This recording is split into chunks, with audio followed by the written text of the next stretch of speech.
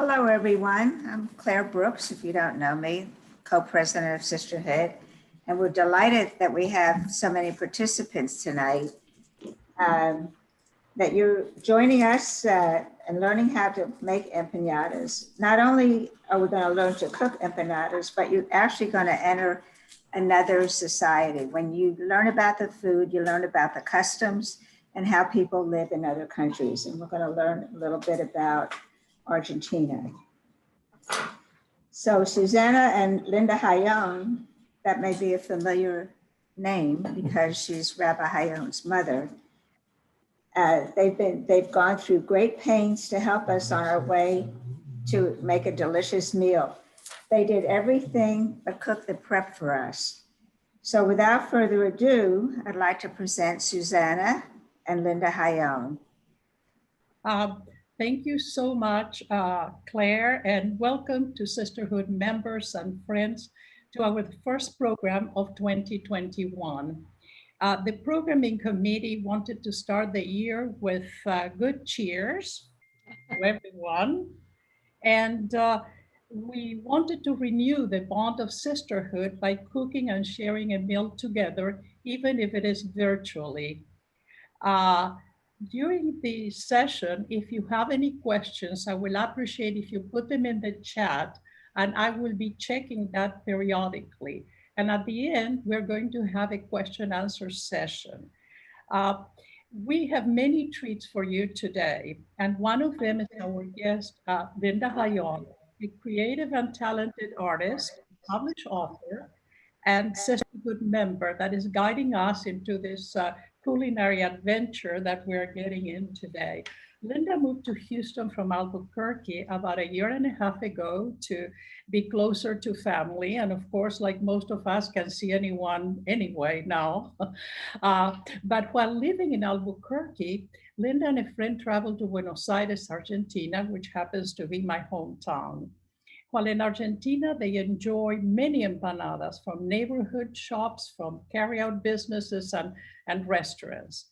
And when they returned to Albuquerque, they began making and catering empanadas for friends, parties, and special events.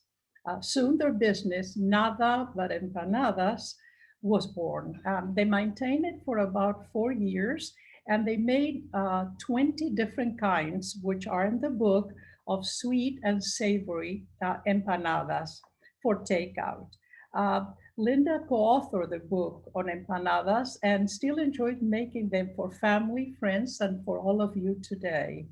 So what we will be doing is giving you a little overview of the history of empanadas that Linda will give you in a minute.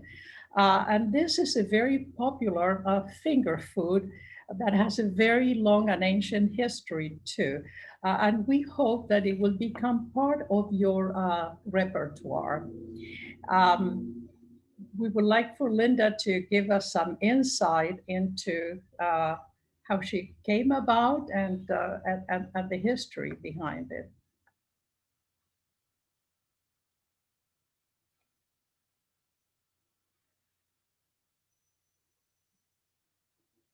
Thank you, Susana. I'm really happy to be here, and I'm happy to have the chance to encourage you all to get on the empanada bandwagon because it's lots of fun. They're easy to make, they're delicious to eat. You can have them for lunch or dinner or even dessert or appetizers, and you can make them with a variety of ingredients. You can make them with meat or chicken or fish. They can be vegetarian, they can be dairy, they can be dessert empanadas.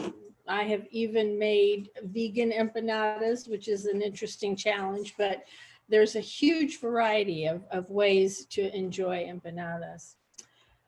The word empanada means between bread or inside.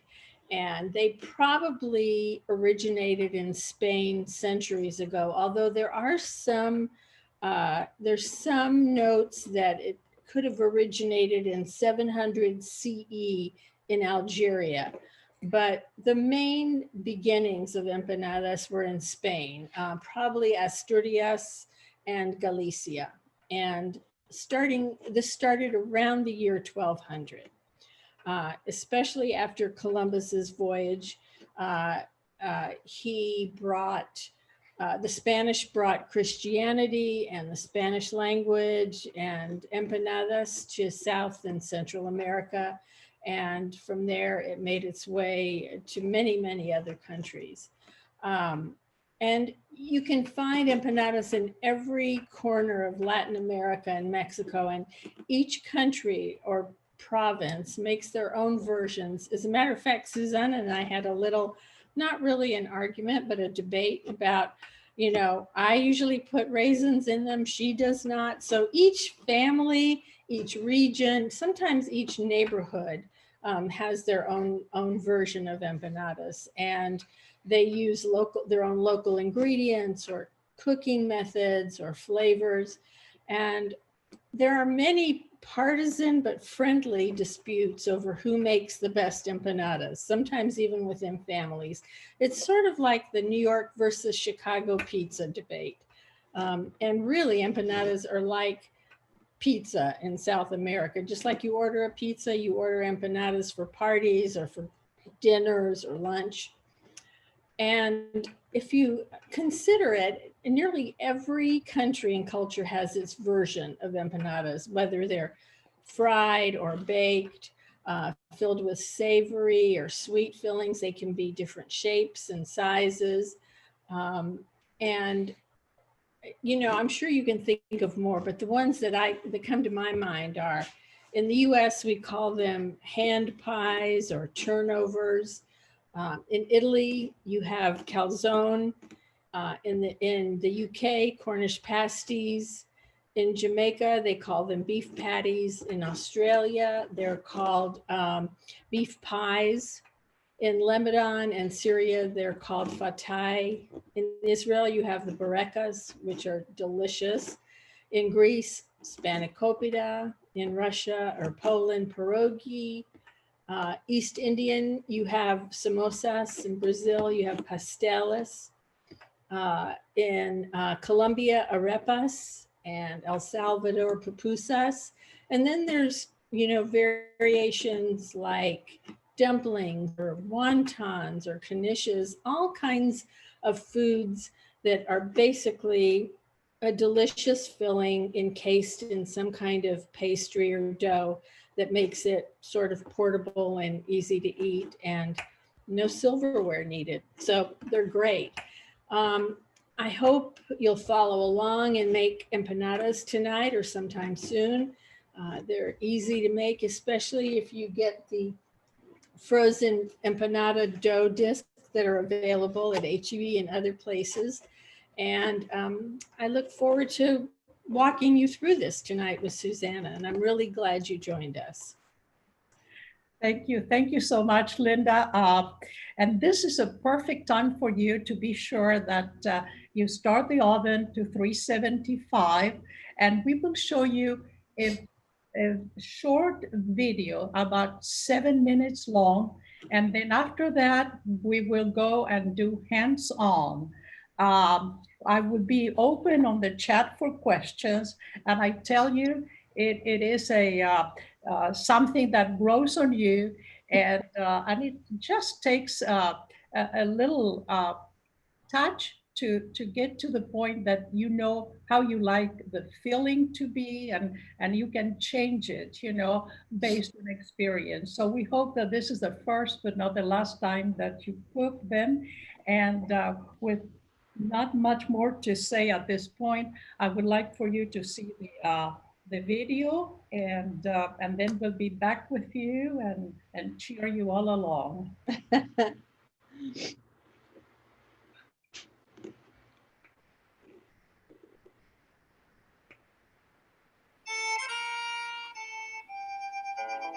Going to make some Argentinian empanadas now. So you hold the disc in one hand, cup it sort of. You take a tablespoon or two of filling, and that's the tricky part. You want enough in there, but not too much, because it will explode in the oven if there's too much in there. Then you fold it over so that the edges meet.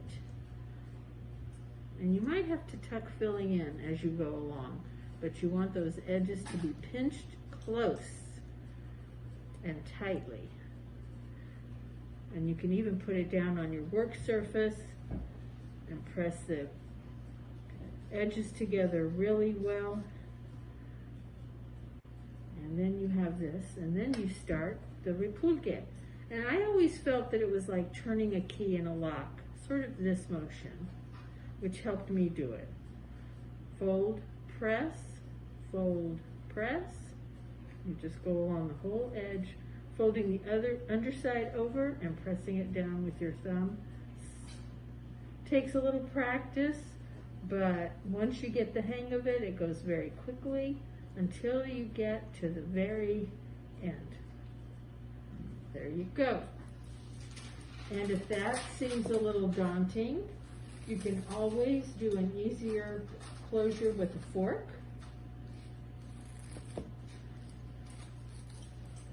About a tablespoon of filling in the middle.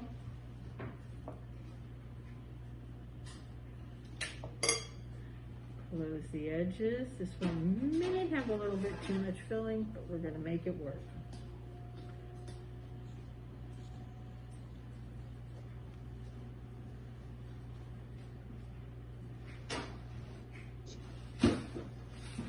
Okay, I'll do the repulgue, the traditional one more time. Make sure the edges are sealed really well so it doesn't open up during baking.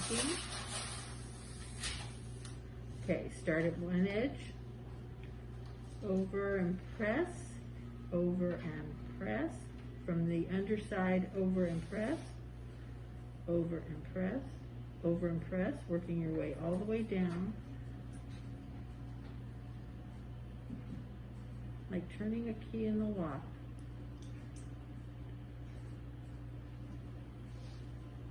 Till you get to the end, give it a good squeeze. There you go. And Susana, if you have a fork, I'll do one with the fork closure. Absolutely.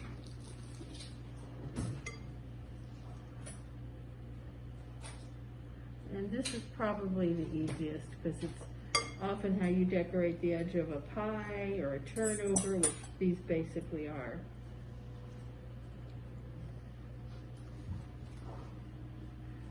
Pinch the edges closed very, very well. Put it down on your work surface.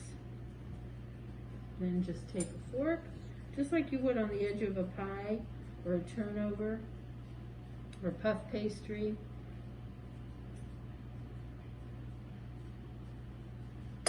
And this works just as well as the traditional repulgue. Beautiful. And I will show one more type of closing for people that might be intimidated a little bit by the traditional repulgue. You can do like a pie crimp on the edges. So close it up, pinch the edges,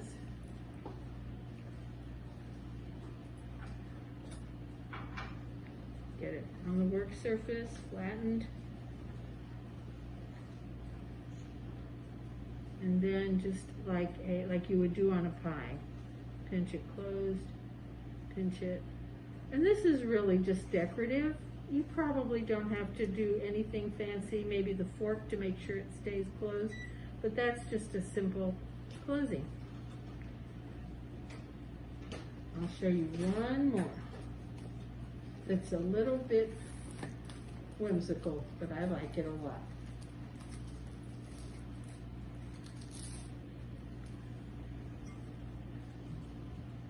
About a tablespoon, maybe more. It looks like it's a little bit more than a tablespoon. Cup it in your hand, fold it over, making sure everything stays inside. Might have to tuck some in that try to get away, but you want all that filling in there. There we go. Down on the work surface. a nice wide border, and then you just put your finger at the end, bring it up, close the dough under it. You have a really cute little belly button closing, and that's it.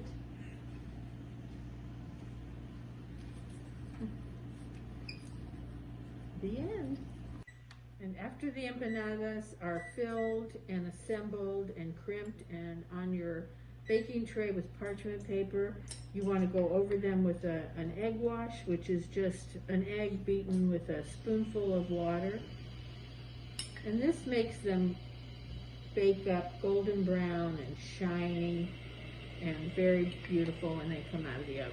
It's just a simple egg wash. And if you don't have the parchment paper, this egg wash will stick to your baking sheet, which makes it difficult to get them off. But with parchment paper, they come off perfectly. So, little egg wash all the way around, and that's it. And they're ready to go into the oven. When the empanadas come out of the oven, you can see how golden brown from the egg wash, and the bottom is nice and brown. Just load them up on your plate and enjoy. And when it's time to eat, Susana, we say, Buen provecho!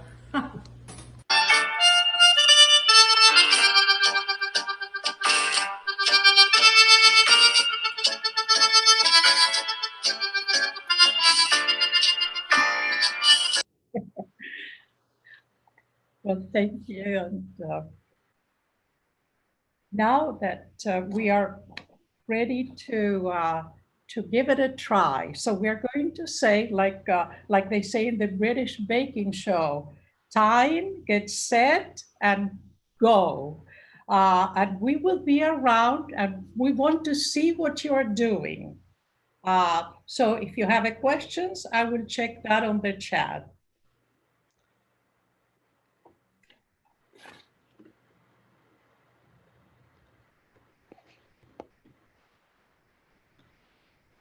There was one question, Susana, about what to do with the hard-boiled egg.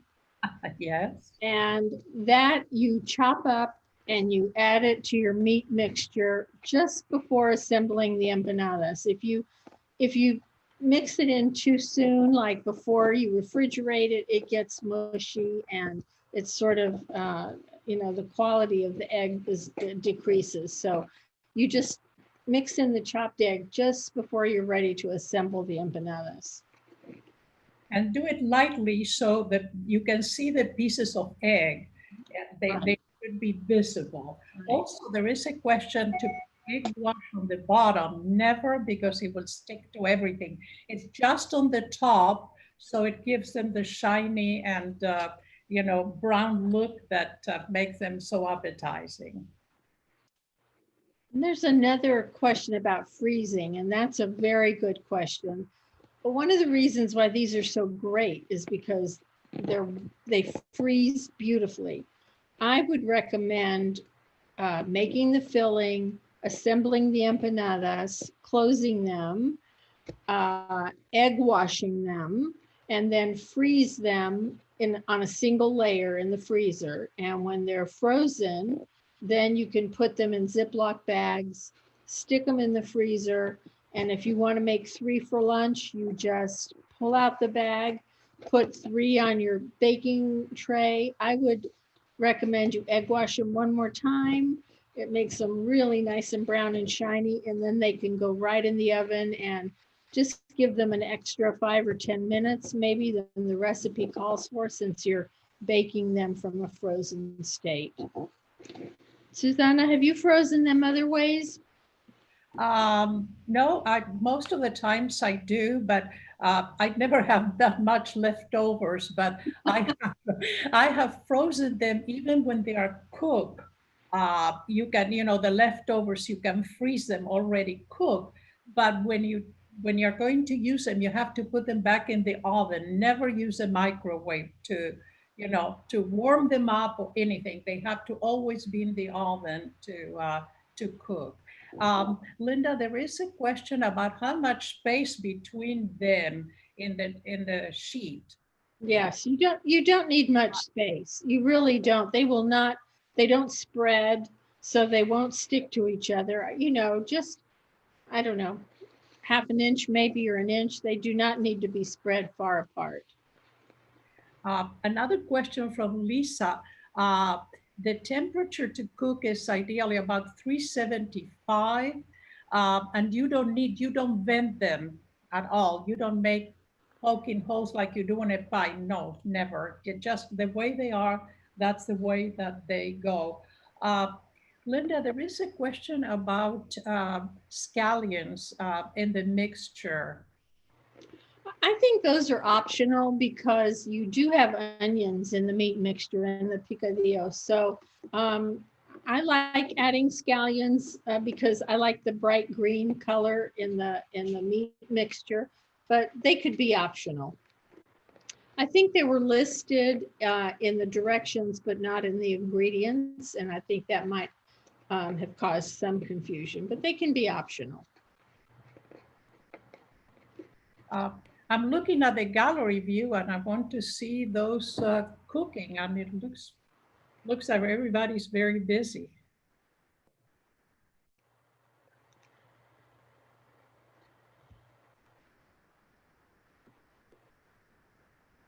How long do you cook them is one of the questions.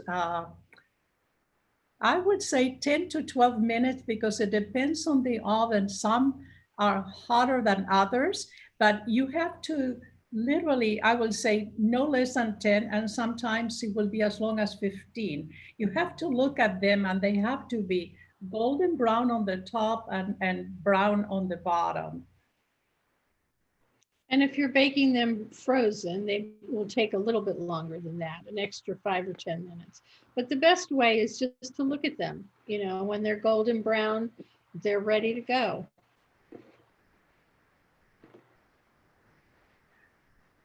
Linda, there is a question about greasing the baking sheet. Yes, I never do. I just use parchment paper. And that way you're assured that they won't stick. But if you don't have parchment paper, you can brush some oil on the baking sheet, preheat the baking sheet in the oven for a few minutes to warm it up, and then put the empanadas on the oiled baking sheet. And hopefully they won't stick, but they might.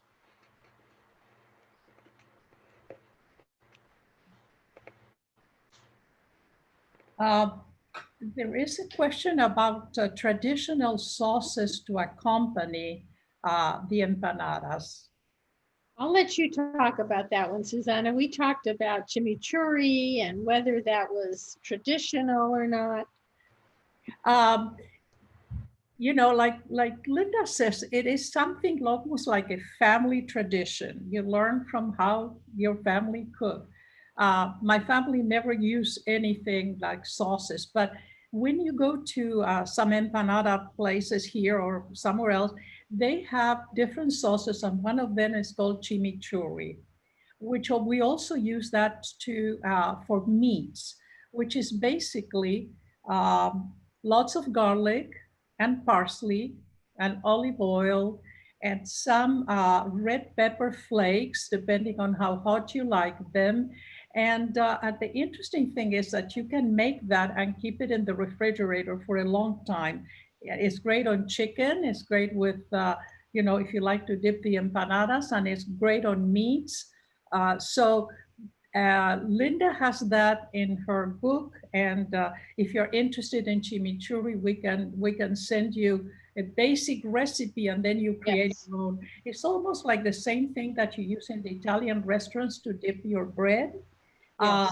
It is kind of you know, similar to that concept. It's a very oily, herby sauce. I really like chimichurri. It's delicious. Um, there's also a question about gluten-free empanada discs. I have never seen gluten-free ones anywhere. But in the cookbook, there's a recipe for making gluten-free empanada dough. And I would be happy to send you that recipe if you need a gluten-free recipe. The dough is a little trickier to work with. You have to roll it out between pieces of plastic wrap because it tends to be a little sticky. But if you're willing to go to the trouble to make your own dough and cut out the discs, I'd be happy to send you a recipe for gluten-free dough. Linda, there is a question about, you know, how long will you keep the mixture of the meat in the refrigerator? You know, I don't think I would keep it longer than 2 or 3 days. Do you agree, Susana? Agree, agree. Yeah, 2 or 3 days. If you're going to keep it longer, you freeze it. Yes. I rather keep it in the refrigerator the least possible time, just a day or so. But if you're going to have that longer, put it on a Ziploc, take the air out and put it in the freezer. And in the freezer, it stays good for a couple of months. Yes. Yes. I see that Heidi wants the recipe for gluten-free dough. So Heidi, I will send that to you. And also you want the recipe, Heidi, for chimichurri, which I don't know if it is Argentinian, but I will tell you that that is very popular. And chimichurri I have seen here in some places they have, but it's a bit different. So I will send you the Argentinian, and it's one that it has enough garlic that it will keep the world away from you. Uh, Linda, there is a question about what is best to use to make the dessert empanadas. Oh, that's one of my favorite. They are not traditional in Latin America. They're popular in the United States and Canada and Mexico. The dessert empanadas are very popular, but you can make like a pumpkin pie filling and make pumpkin empanadas. I have made apple empanadas with you just make a basic sort of cooked apple filling, undercook them a little bit with some cinnamon, and you can add some dulce de leche to the apples and make delicious apple empanadas. I have made Nutella banana empanadas, which are delicious. And another sort of traditional one is quince paste or creamed quince, which you can find in some specialty stores. I know Central Market has quince paste with a little like half quince paste and half cream cheese in the empanada. And those are quite delicious. And some dessert wine also. Yes. The mixture, and Yes. it gives them. But you're right. We don't use the sweet ones. Ours are mostly, you know, Savory. yes. Yeah. Yeah. Um, okay. I see people working. Looks beautiful. Show us what you're doing. I'd love to see them. We don't have awards but we can give merit awards.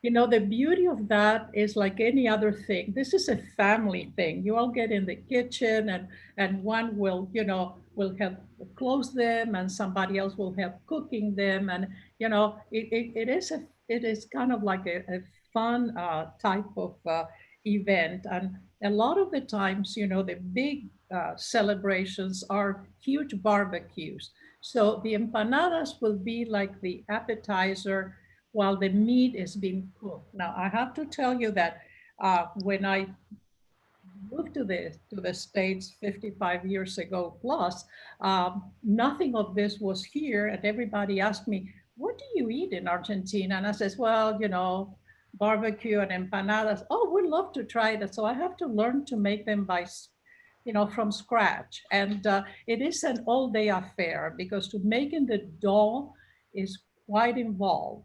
You know, it is a dough that you have to make and you know, stretch and cut, and it is a long ordeal. And Linda can tell you, because I'm sure that Yeah. you experience that until you get. And now, you know, they have this new Goya that are absolutely perfect because they are easy to manage and very predictable, and their quality. They, for a long time they had, but their it was a little thicker and not as, you know, flaky and light when it's cooked. So today is it is an undertaking to make the dough. Yes, but worth it. Yes.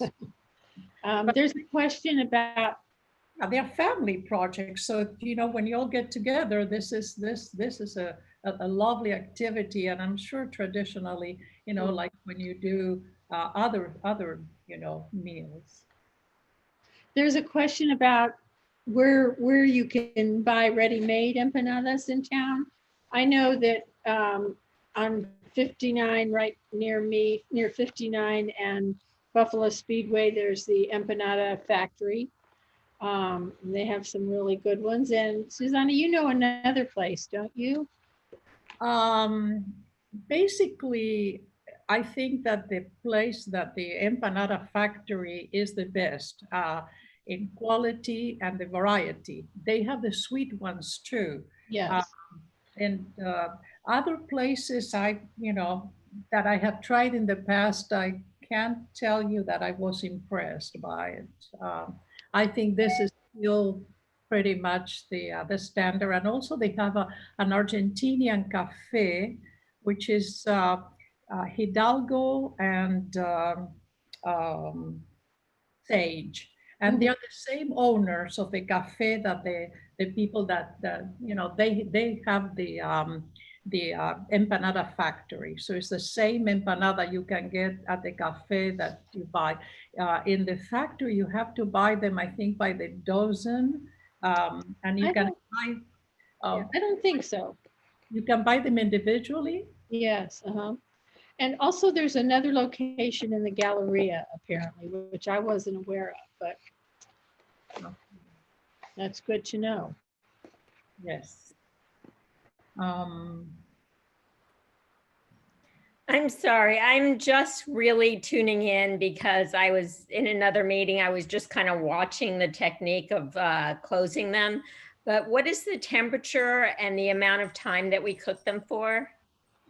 375 for 10 to 18 minutes until they're golden brown. Okay, and my other question was, do they need a vent hole? No. Okay.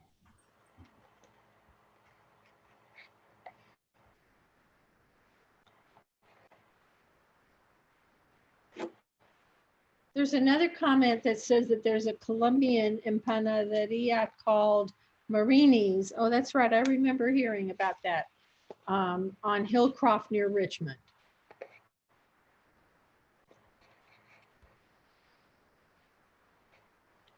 I have no experience. I've never tried them.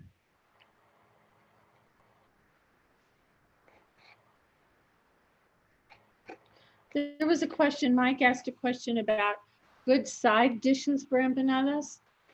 Susana, what's your experience? I've only seen like a small mixed green salad Right. served with empanadas. Have you had any other traditional side dishes?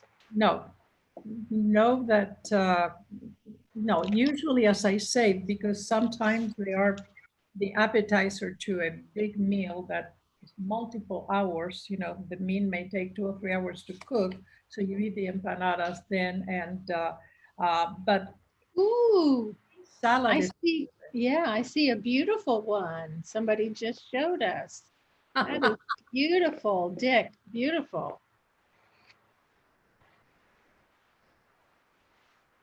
okay. That was lovely. Grandson did that. That is beautiful. We have grandson and Papa cooking. And my daughter Lisa and another grandchild is cooking. How wonderful. And I also missed the part about dipping sauces. You don't really need them. It's not usually traditionally served with dipping sauces, but you can make a chimichurri if you want to go with the beef ones.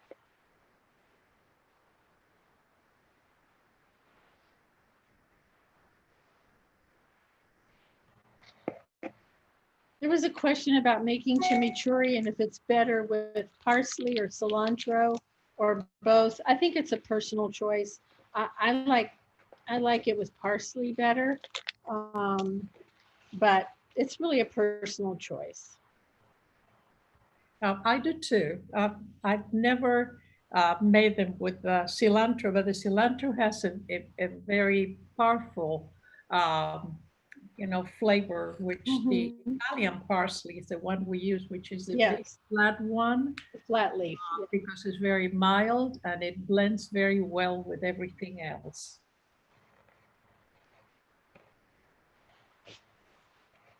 But the fun of this is to experiment. So if you find out when you make it with something else, let us know. You know, I want to go back to the question about venting the empanadas before you bake them. Susana, I know you said no, no, no, but if you make like spinach and cheese empanadas, which I have made many times, if the filling is watery or a lot of moisture in the filling, like spinach, you might want to poke a hole in the top of the empanada before you put it in the oven so that it doesn't leak or explode. I speak from experience. True. Some of the, not for the meat ones, No, chicken, no. but one of the other popular ones in Argentina, I made out of corn, and it is is corn, and it has some cheese and some spices and some bechamel sauce. So those ones have a tendency to expand when you cook them. So sometimes to make a very tiny vent on the top, not where the repulgue is, but above on the top, it helps, but not for meat. Mhm.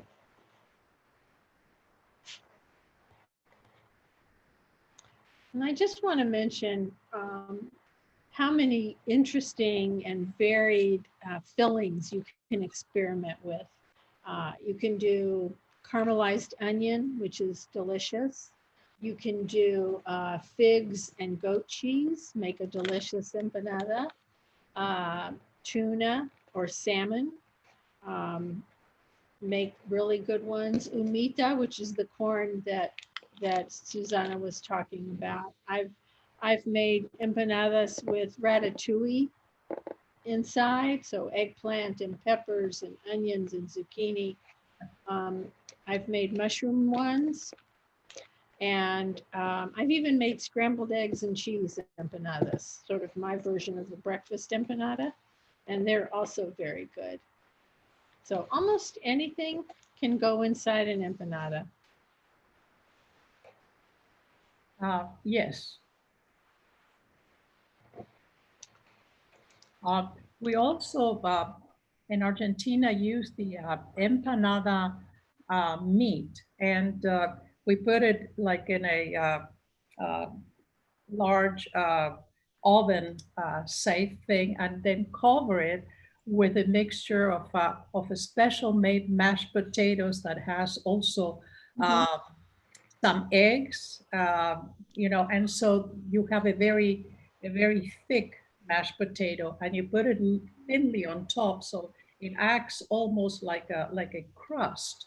And then it is a really a very popular way of using the same recipe that you have now for the meat in a slightly different way that you do it all at once. We call it pastel de carne. Yes.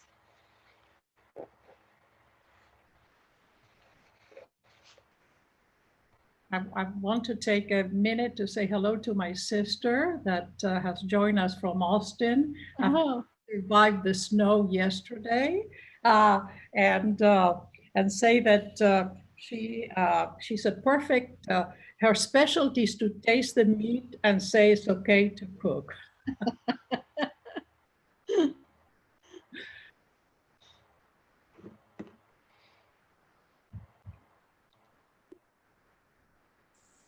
Linda, Yeah. I forgot the baking time. I can't find that in the packet. 375 for how long, approximate? 10 to 18 minutes, but just watch them. And when they're golden brown, they're ready. Okay, great. If you're baking them from the frozen state, a few minutes longer.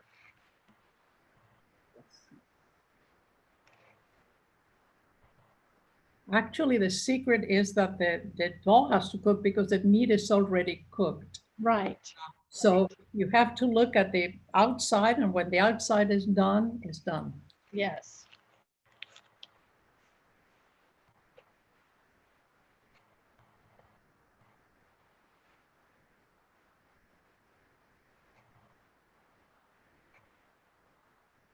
Is there any question that we have not answered? I think we're pretty much caught up and waiting to see those beauties.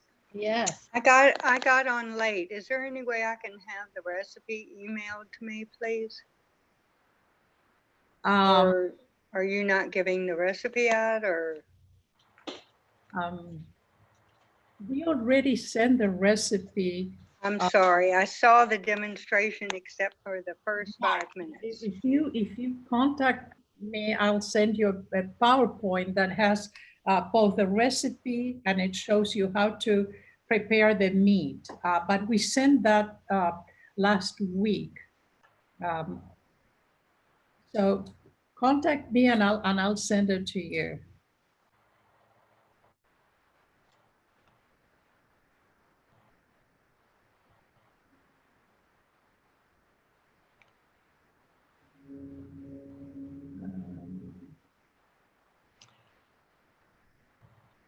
We had another question about freezing them.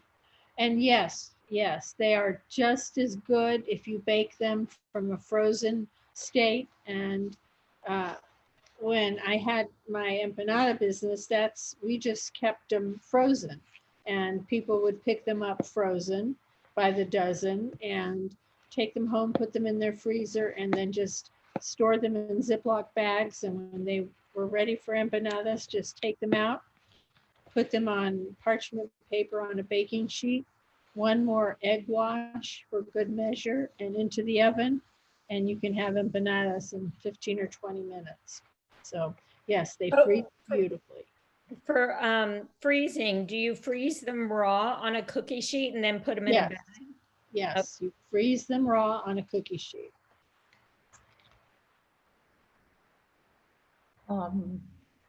Diane, I think you have the right idea that a good Argentinian wine, it helps at every step of the process, from making them, from planning, eating, and celebrating. Absolutely.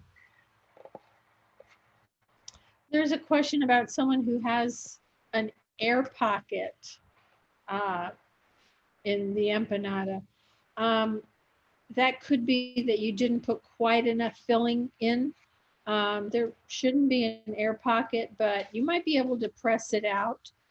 It's really, it takes some practice to figure out how much filling to put in. Sometimes if you put too much, it's hard to close them. If you put too little, then you get air pockets. I'm guessing you didn't have quite enough filling. Go ahead and bake it. It'll be delicious. Just put a little more filling in the next one.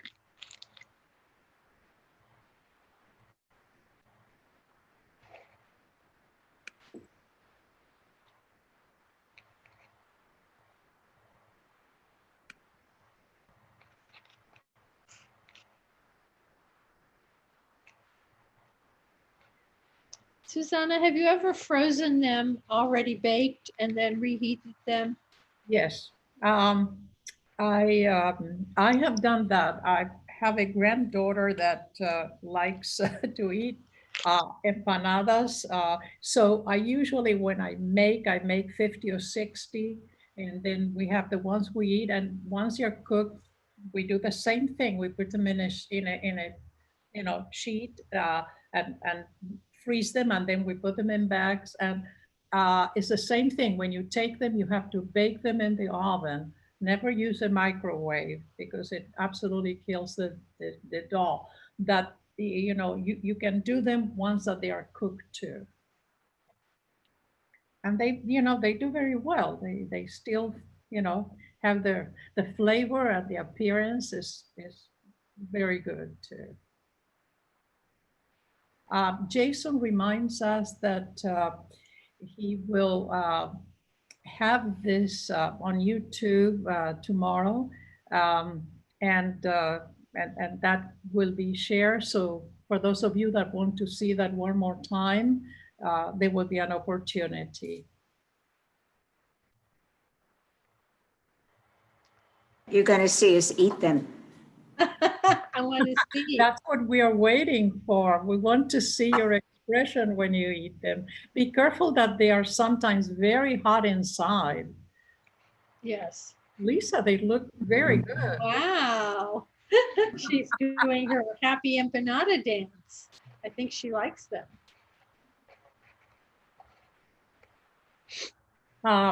We are, oh, look at that.